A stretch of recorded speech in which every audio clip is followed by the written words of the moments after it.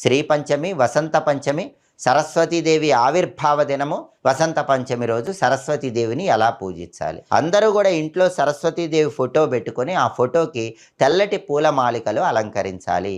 సరస్వతీదేవికి 9 ఒత్తుల దీపం అంటే ఇష్టం కాబట్టి అందరూ కూడా సరస్వతీదేవి ఫోటో దగ్గర ప్రమిదలో ఆవు నెయ్యి పోసి 9 ఒత్తులు వేసి దీపాన్ని వెలిగించాలి. తెల్లటి సరస్వతీదేవికి సంబంధించిన ఒక శక్తివంతమైనటువంటి మంత్రాన్ని 21 సార్లు చదవాలి. ఆ మంత్రం ఏంటంటే ఓం ఐం సరస్వత్యై నమః.